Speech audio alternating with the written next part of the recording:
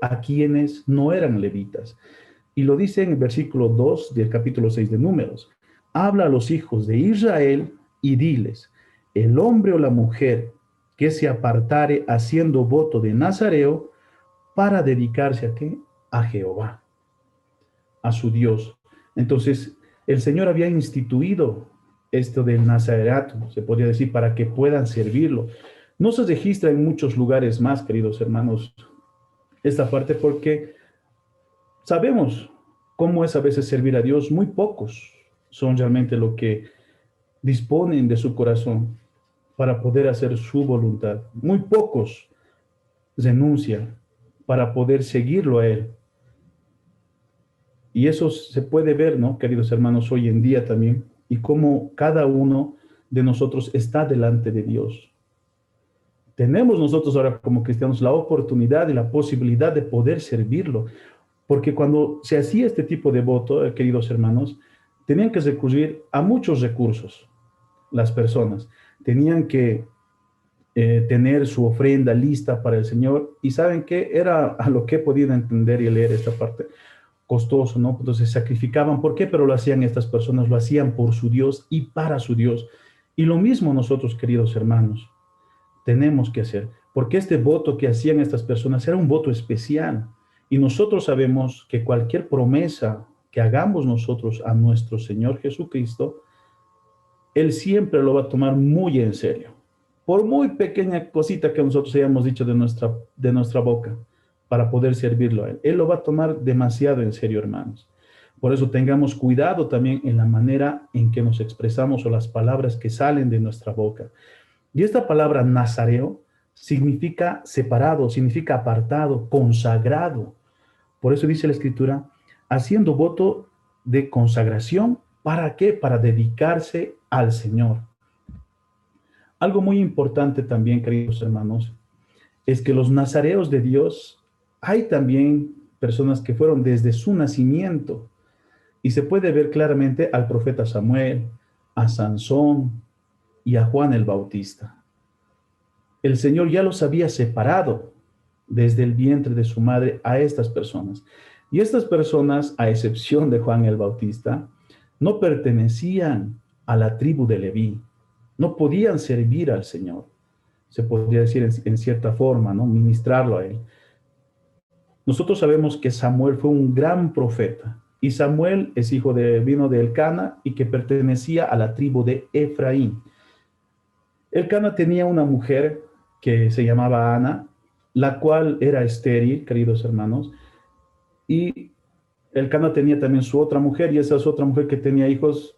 Todos los días le hacía sentir mal a Ana porque no podía tener hijos, ¿no? Entonces, un día Ana fue hacia el templo con su esposo, como siempre lo hacían, llevando el sacrificio para Dios, pero esta mujer derramó su corazón a Dios e hizo voto, diciendo, Jehová de los ejércitos, si te dignares mirar a la aflicción de tu sierva y te acordares de mí, no te olvidaré, no te olvidares de tu sierva, sino que dieres a tu sierva un hijo varón. Yo, indica ella Ana, lo dedicaré a Jehová todos los días de su vida y no pasará navaja sobre su cabeza. Ana había separado a su hijo, su único hijo, su primogénito. ¿Para quién? Para el Señor. Cuando pasó el tiempo de destetar a Samuel, cuando era pequeñito, lo llevó y lo dedicó a Jehová, lo dedicó al Señor. Y nosotros sabemos el impacto que ha tenido este varón de Dios, porque el escrito 1 Samuel, 2 Samuel, fue un gran profeta del Señor. Y llevaba la palabra de Dios como Dios quería que se la llevara.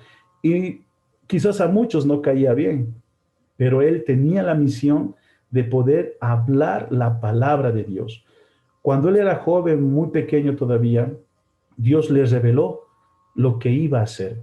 En este caso estaba el profeta el sacerdote, perdón, que estaba a cargo de Samuel, que sus hijos no estaban andando rectamente. Entonces Dios ya había determinado, porque había pasado ya mucho tiempo, porque ese papá no hacía nada por sus hijos y sus hijos realmente estaban profanando el templo de Dios y todas las cosas de Dios. Entonces Dios les reveló a Samuel lo que iba a hacer. Bueno, prácticamente los hijos de este varón sacerdote tenían que morir y él también iba a morir. Imagínense llevar esa noticia, hermanos. Entonces el sacerdote le dijo que le descubra qué es lo que Dios le había dicho. Y bueno, Samuel lo descubrió y lo dijo, ¿no? Y lo avisó así. Como también fue con el rey Saúl, ¿no? Le dijo Dios a Samuel que le diga a Saúl que tiene que derribar, tiene que matar y degollar a todo un pueblo que había realmente avasallado al pueblo de Israel. Pero sabemos que Saúl no obedeció. ¿Y qué tenía que hacer Samuel? Llevar la palabra de Dios. Por eso muchos, cuando llevan la palabra de Dios como Dios quiere que sea llevado, hermanos, a muchos no vamos a quedar simpáticos, porque Dios quiere que llevemos su palabra tal cual es. No tenemos que inventarnos absolutamente nada, queridos hermanos.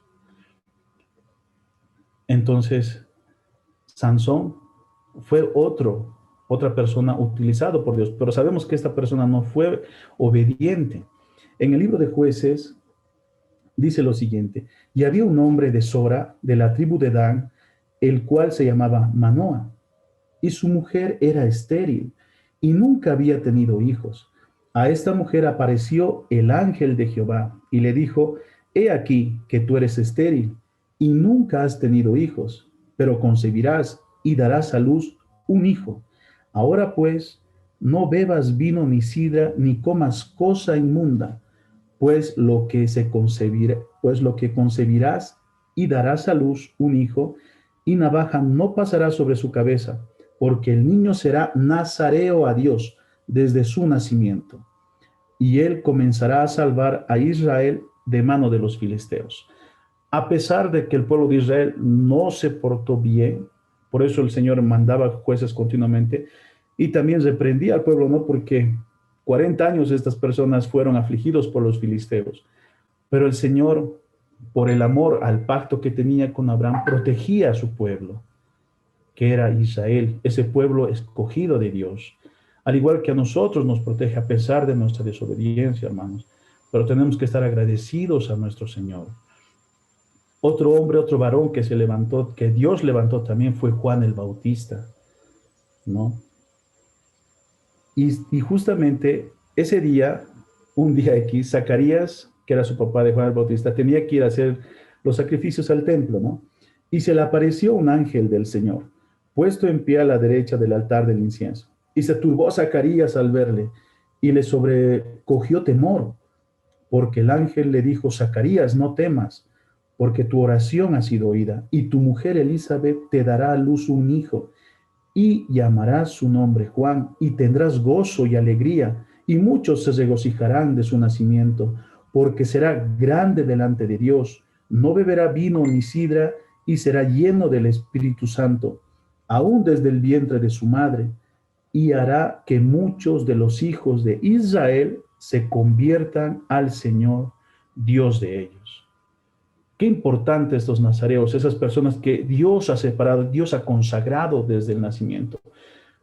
Hermanos, no sé los propósitos que Dios tiene para cada uno de nosotros. Lo único que sé es que si nosotros nos dejamos guiar por el Señor, por su poder y por su fuerza, haremos cosas grandes para la gloria y honra de nuestro amado Señor Jesucristo y para que Dios sea glorificado, queridos hermanos.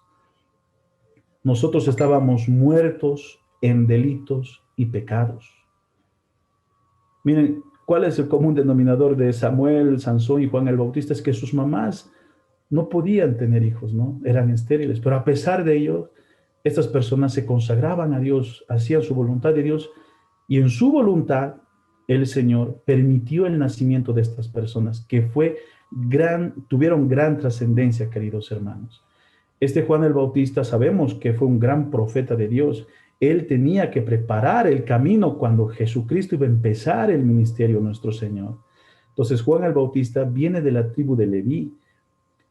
Cuando los levitas estaban creciendo en gran manera, el rey David los distribuyó en clases. Entonces, este viene de la clase 8, que es la clase de Abías. Y eso pueden verlo en Primera Crónicas 24:10.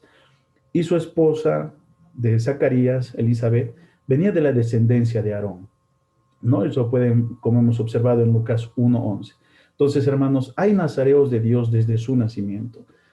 El Señor sí ha permitido por muchas otras cosas, queridos hermanos, nuestro nacimiento de nosotros, y nosotros nos hemos entregado a Dios, hemos conocido a nuestro Señor. Bueno, en realidad Él nos eligió desde el vientre de nuestra madre para servirlo. Hagámosle caso, hermanos, y tengamos nuestras vidas consagradas a Él. En cuanto al servicio, el nazareo de Dios. ¿Cómo tiene que ser el nazareo de Dios en cuanto al servicio? Aman la palabra de Dios.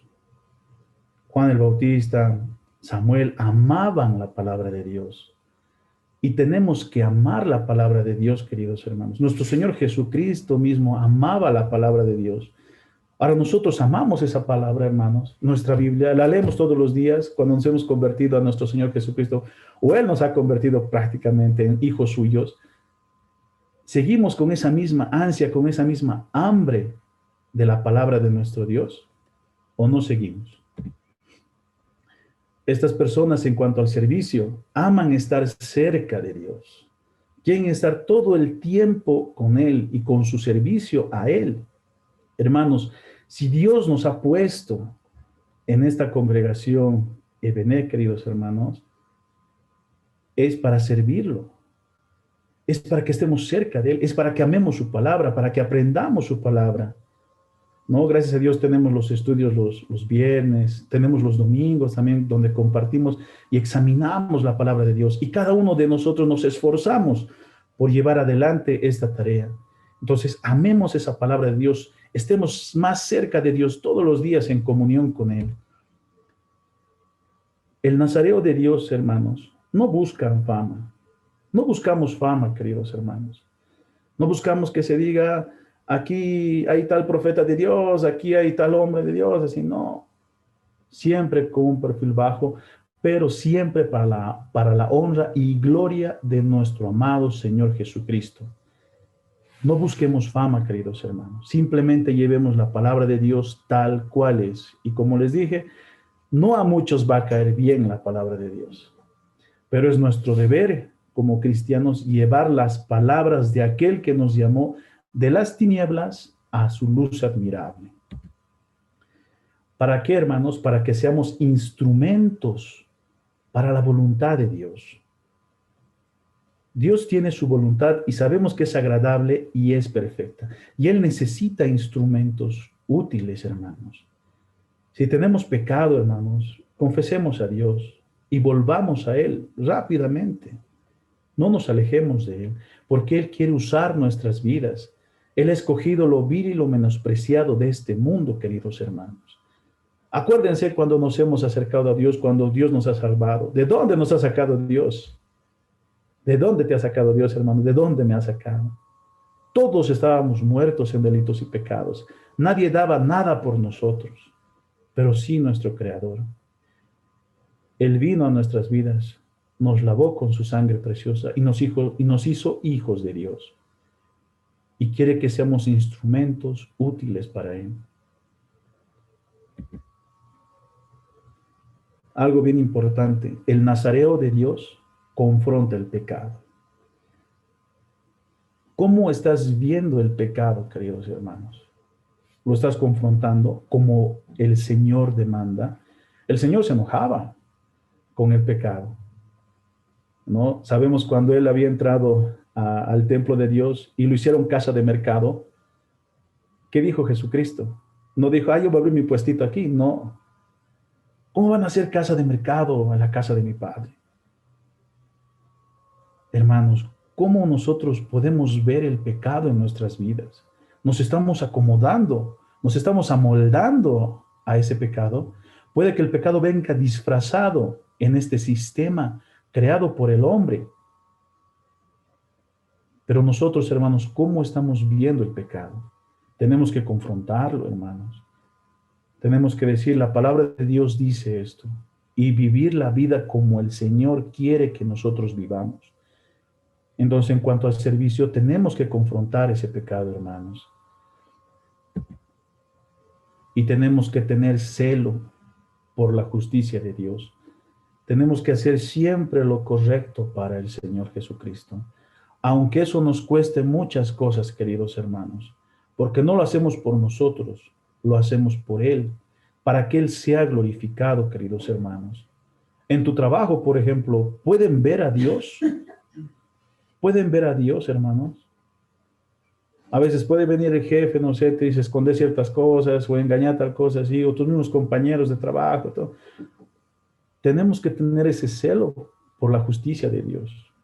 Dios es justo, queridos hermanos, y tenemos que glorificarlo siempre, siempre, todos los días de nuestras vidas, hermanos, hasta el fin del mundo, hasta que Jesucristo nuestro Señor venga por nosotros.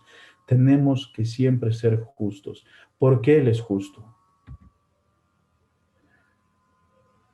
Vivimos en santidad, queridos hermanos. Este es un atributo de Dios bien importante, porque acuérdense lo que dice la Biblia.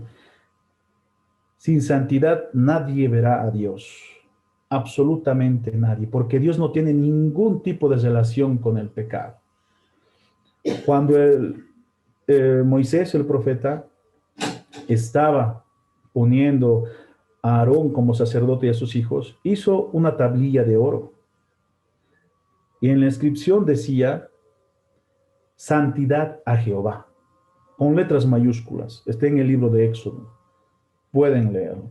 Vean cuán importante para el Señor es esa palabra, santidad a Jehová, es a Él. Nosotros tenemos que vivir en santidad por Él y para Él. Podemos caernos, hermanos, pero tenemos que levantarnos. Y el apóstol Juan nos recomienda que si alguno comete pecado, confiéselo a Dios, confiéselo, y Él nos va a limpiar de todo pecado, ¿no? Y de toda maldad.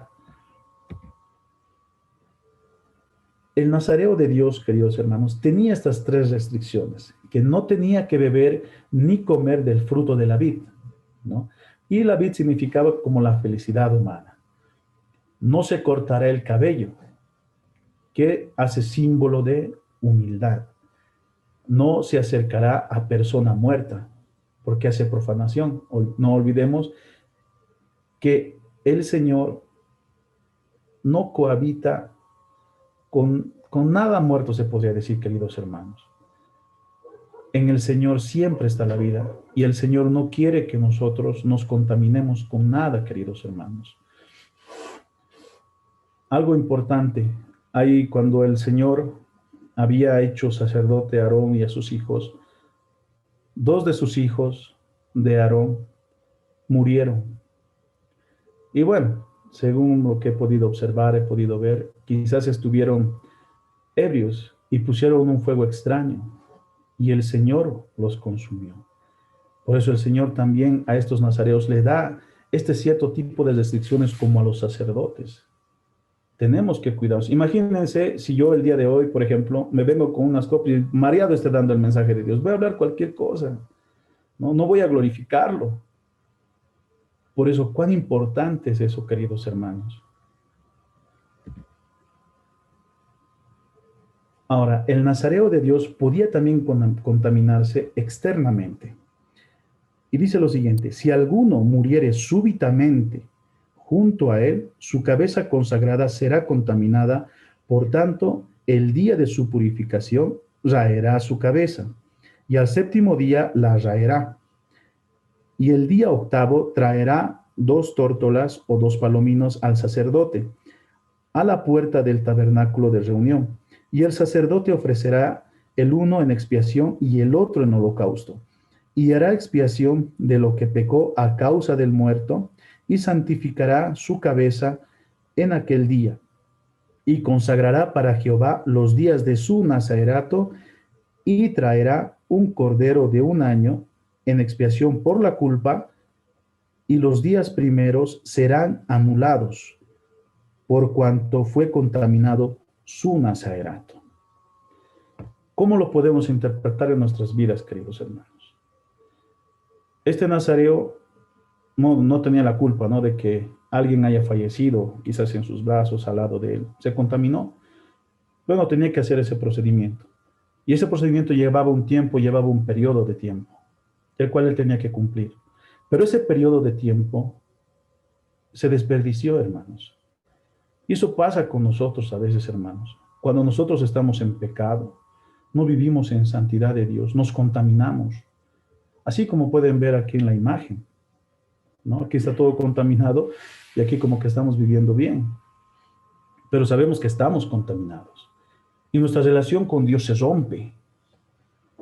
Y dígame, ¿esa relación se podrá recuperar así por así? No. Perdemos esa comunión con Dios. Ese periodo, ese lapso, nos alejamos de Él. Y Dios no quiere eso. Por eso, si alguna vez cometemos pecado, Dios quiere que inmediatamente lo confesemos, nos acerquemos a Él, tratemos de reconciliarnos siempre con el Señor. Y Dios nos va a escuchar, hermanos, porque Él sabe que nosotros somos hombres, Él sabe que nosotros fallamos, hermanos. Y eso no es excusa para pecar, por si acaso. Pero siempre busquemos la reconciliación con nuestro Señor. Que esos días que no estemos con comunión con Dios no sean desperdiciados. Estemos siempre en comunión con Él, a cada momento, a cada rato, pidiendo siempre su dirección. Y el apóstol Pablo nos da un consejo, ¿no? Tenemos que vivir como el nuevo hombre que Dios creó de ti. El Señor te ha sacado del foso, de ese pozo cenagoso. Estabas muerto en delitos y pecados. Y el Señor te constituyó como un hombre de Dios. Y como tal, tienes que vivir. Y Efesios 4, a partir del 17 lo vamos a leer, y dice lo siguiente. Esto pues digo y requiero en el Señor. ¿Quién está hablando? El apóstol Pablo. Que ya no andéis como los otros gentiles, que andan en la vanidad de su mente, teniendo el entendimiento entenebrecido, ajenos de la vida de Dios, por la ignorancia que en ellos hay, por la dureza de su corazón, los cuales después que perdieron toda sensibilidad, se entregaron a la lascivia para cometer con avidez toda clase de impureza. Mas vosotros no habéis aprendido así a Cristo, si en verdad le habéis oído y habéis sido por él enseñados, conforme a la verdad que está en Jesús.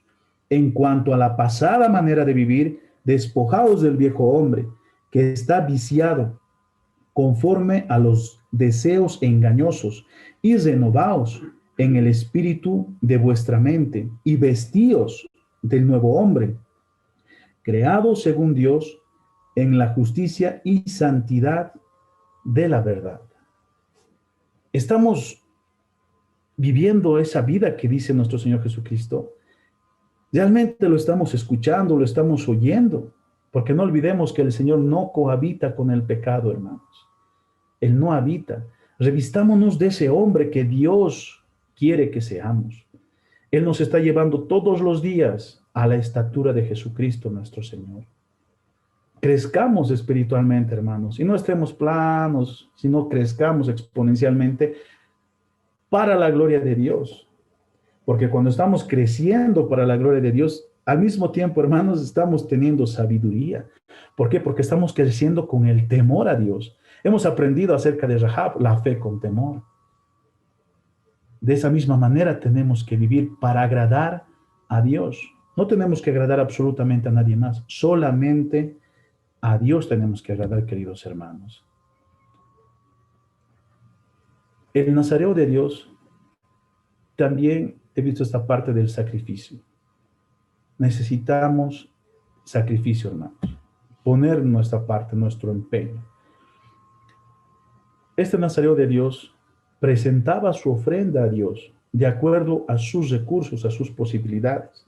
Miren, esta es pues la ley del nazareo. El día que se cumpliere el tiempo de su nazarerato, vendrá a la puerta del tabernáculo de reunión y ofrecerá su ofrenda a Jehová, un cordero de un año sin tacha en holocausto y una cordera de un año sin defecto en expiación y un carnero sin defecto por ofrenda de paz, además de un canastillo de tortas sin levadura, de flor de harina, amasadas con aceite y hojaldres, sin levadura, untadas con aceite, y su ofrenda y sus libaciones. Y el sacerdote lo ofrecerá delante de Jehová y hará su expiación y su holocausto. Y ofrenda de carnero en ofrenda de paz a Jehová, con el canastillo de los panes sin levadura. Ofrecerá a sí mismo el sacerdote su ofrenda y sus libaciones. Entonces el nazareo traerá a la puerta del tabernáculo sagrada y tomará los cabellos de su cabeza consagrada y los pondrá sobre el fuego que está debajo de la ofrenda de paz. Después tomará el sacerdote la espaldilla cocida del carnero, una torta sin levadura del canastillo y un hojaldre sin levadura, y las pondrá sobre las manos del nazareo, después que fuere raída su cabeza consagrada. Y el sacerdote mecerá aquello como ofrenda mecida delante de Jehová, lo cual será cosa santa del sacerdote, además del pecho mecido y de la espaldilla separadas. Después del nazareo podrá beber vino. Esta es la ley del nazareo que hiciere voto de su ofrenda a Jehová por su nazarato, además de lo que sus recursos le permitieren. Según el voto que hiciere, así hará conforme a la ley de su nazarato. O sea, el nazarato tenía también un periodo de tiempo, como también podían ser por siempre, personas que se entregaron a Dios por siempre, o apartarse por un periodo específico de tiempo. Y tenía que cumplir todo este procedimiento. Hoy en día, hermanos, ¿qué nosotros podemos ofrecer a Dios? Nosotros somos nazareos de Dios. Somos sus instrumentos que llevamos la palabra, llevamos el evangelio. Por tanto, nuestra vida tiene que ser una ofrenda para Dios. Romanos 12, ¿qué nos dice? Así que, hermanos, os ruego por las misericordias de Dios que presentéis vuestros cuerpos en sacrificio vivo, santo, agradable a Dios, que es vuestro culto racional. No os conforméis a este siglo, sino transformaos por medio de la renovación de vuestro entendimiento, para que comprobéis cuál sea la buena voluntad de Dios, agradable y perfecta. Hermanos, ya no vamos a tener que llevar, como dice acá, tórtolas, carneritos y muchas otras cosas. Nuestras vidas, démoselo al Señor. Que ese sea nuestro sacrificio vivo, que sea santo, que sea separado para el Señor. Separémonos del mundo, de este sistema que no quiere al Señor Jesucristo, no quiere nada de Dios. Como el Señor dice, ¿no? En su palabra, que el mundo no le quiere. ¿Por qué? Porque da testimonio que sus obras son malas. Cuando alguien está robando, hermanos, tú te acercas, no, no robes. En vez de darte las gracias, te insulta. ¿Por qué? Porque no le gusta. ¿No? Entonces, hermanos, separémonos de todo eso. No dejemos que ese sistema nos absorba. Reflejemos siempre a Dios. Y Dios, hermanos, nos va a recompensar. Él recompensa la obediencia. El sacrificio tiene que ver con obediencia, hermanos. Porque lo hacemos no para nosotros, lo hacemos para Dios. Esta imagen me llamó mucho la atención, ¿no? Cristo debe ser lo más importante para ¿quién? Para el cristiano. No quiero decir para el mundo, sino para el cristiano, para nosotros, hermanos. Él tiene que ser lo más importante. Como dice Stephen Lawson, te costará todo para seguir a Cristo, pero te va a costar aún más si no lo sigues. Te costará tu alma. Hagamos como hizo el apóstol Pablo. Dejó todo por basura, por el amor a Cristo, por seguir a Cristo, por el conocimiento de la verdad. Sigámoslo a Él.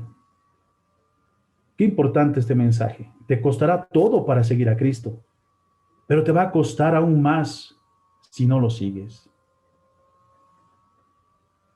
porque cuesta el alma. Jesús el Señor hace una enseñanza tremenda. Dice que había un rico que ya mayorcito dijo a sí mismo, tengo muchas riquezas, ahora ¿qué voy a hacer? Y así mismo se dijo, voy a construir graneros y ahí voy a colocar. Y vino la voz del cielo y le dijo, a este hombre: necio, esta misma noche vienen a pedirte tu alma. Hermanos, acerquémonos a Dios, sigamos a Cristo, cueste lo que nos cueste, porque somos cristianos, somos dulos, somos esclavos de Cristo, para su gloria y honra de Él. El libro de Lucas dice muchas enseñanzas, pero hay un título del libro de Lucas que indica lo que cuesta seguir a Jesús. Grandes multitudes iban con él, y volviéndose les dijo: si alguno viene a mí y no aborrece a su padre, madre y mujer, hijos, hermanos y hermanas, y aún también su propia vida, no puede ser mi discípulo. Y el que no lleva su cruz y viene en pos de mí, no puede ser mi discípulo. Así pues, cualquiera de vosotros que no renuncia a todo lo que posee, no puede ser mi discípulo. Renunciemos, hermanos, a todo lo que nos retrasa en la voluntad de Dios, a todo lo que nos obstaculiza ver a Jesús, a nuestro Señor. Renunciemos, porque no nos va a acercar a Jesús. Tenemos que tener a Jesús siempre en el trono de nuestro corazón. Él no está diciendo que odiemos a nuestros familiares, no, está diciendo que pongamos a Jesús en primer lugar. Qué importante es eso, hermano. Y está Jesús en primer lugar en tu vida, está sentado en el trono de tu corazón. Eso es lo que tenemos que reflexionar dentro de nosotros. Por eso esta parte del sacrificio, ¿no? El cristiano debe seguir el ejemplo de Jesucristo. Aquí podemos ver una imagen que representa a Jesús llevando la cruz a cumplir la voluntad de Dios. Se sacrificó, hermanos, por nosotros. Él dio su vida por amor a nosotros. Nadie le obligó. Él quiso, por su beneplácito, por su voluntad, hermanos. Haya pues en vosotros este sentir que hubo también en Cristo Jesús, el cual, siendo en forma de Dios, no estimó el ser igual a Dios como cosa a que aferrarse, sino que se despojó a sí mismo, tomando forma de siervo, hecho semejante a los hombres, y estando en condición de hombre, se humilló a sí mismo, haciéndose obediente hasta la muerte y muerte de cruz. Jesucristo es el verdadero Nazareno. Es el verdadero que se separó de este mundo para servir a su Padre Celestial. Y Él nos llama para servirlo a Él. Y nos va a guardar, hermanos. Por eso el Señor hizo una oración por sus discípulos, pero creo que se puede inferir a nosotros, donde dice: no te pido que los quites del mundo, sino que los guardes. Y Él nos guarda, hermanos. Tengamos fe, tengamos esa paciencia y aprendamos de Él, hermanos. ¿Por qué? Porque manifiesto es que nuestro Señor vino de la tribu de Judá, de la cual nada habló Moisés tocante al sacerdocio. Y esto es aún más manifiesto. Si a semejanza de Melquisedec se levanta un sacerdote distinto, no constituido conforme a la ley del mandamiento acerca de la descendencia, sino según el poder de una vida indestructible, pues se da testimonio de él: tú eres sacerdote para siempre, según el orden de Melquisedec, porque los otros ciertamente sin juramento fueron hechos sacerdotes, pero este con el juramento del que le dijo: juro el Señor, y no se arrepentirá, tú eres sacerdote para siempre, según el orden de Melquisedec. Por tanto, Jesús es hecho fiador de un mejor pacto, y los otros sacerdotes llegaron a ser muchos, debido a que por la muerte no podían continuar. Mas este, por cuanto permanece para siempre, tiene un sacerdocio inmutable, por lo cual puede también salvar perpetuamente a los que por él se acercan a Dios, viviendo para siempre para interceder por ellos. Porque tal sumo sacerdote nos convenía, santo, inocente, sin mancha, apartado de los pecadores y hecho más sublime que los cielos, que no tiene necesidad cada día, como aquellos sumos sacerdotes, de ofrecer primero sacrificios por sus propios pecados y luego por los del pueblo, porque esto lo hizo una vez para siempre, ofreciéndose a sí mismo, porque la ley constituye sumos sacerdotes a débiles hombres, pero la palabra del juramento posterior a la ley, al Hijo hecho perfecto para siempre, a Jesucristo nuestro Señor. Él es el Nazareo de Dios perfecto, el sacerdote de Dios. Y algo bien importante, hermanos, a la vez nuestro amado Señor Jesucristo nos dice en Apocalipsis, al que nos amó y nos lavó de nuestros pecados con su sangre y nos hizo reyes y sacerdotes para Dios, su Padre. A él sea gloria, imperio, por los siglos de los siglos. Amén. Nada nos impide acercarnos a Dios y servirlo de todo nuestro corazón. El Señor nos hizo reyes y sacerdotes. Podemos entrar a ese trono de gracia, hermanos. ¿Por qué? Porque más vosotros sois linaje escogido, real sacerdocio, nación santa, pueblo adquirido por Dios, para que anunciéis las virtudes de aquel que os llamó de las tinieblas a su luz admirable. Sirvamos con ese sacrificio vivo de nuestros cuerpos, hermanos, a Jesucristo nuestro Señor. Y seamos ese nazareo que Dios quiere que seamos, separados para la gloria de Él, para hacer su voluntad. En conclusiones, queridos hermanos, hagámonos estas preguntas. ¿He cumplido con mis promesas a Dios? Cada uno responda en sus palabras, en sí mismo. Si hemos cumplido o no hemos cumplido con las promesas que le hemos hecho a Dios, por muy pequeñas que éstas sean. Segunda pregunta, ¿cómo está tu vida delante de Dios? ¿Estás viviendo en santidad? ¿Te estás apartando de este sistema corrompido por el hombre? ¿De este sistema que no ama a Dios? Tercera pregunta, ¿vivo una vida de sacrificio para Dios? Hermanos, como bien sabemos, el ser cristianos es imposible. Necesitamos a Dios. Pero a la vez necesitamos poner nuestro esfuerzo, hermanos. Por eso Dios habló a Josué, le dijo, esfuérzate y sé muy valiente, le dijo. Nosotros también esforcémonos, hermanos. Y cualquier sacrificio por Dios siempre va a valer la pena. Y como último punto, el verdadero nazareo de Dios se desespera de servir a Dios.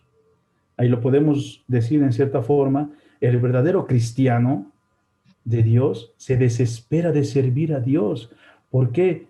Porque le ha dado vida, estaba muerto en delitos y pecados, le ha sacado del pozo.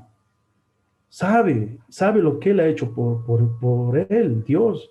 Cuando Jesús estaba pasando cerca de un pueblo en el cual estaba un endemoniado, estaba pasando por Gadara. Los otros quizás le han visto a este endemoniado y no hacían nada por él.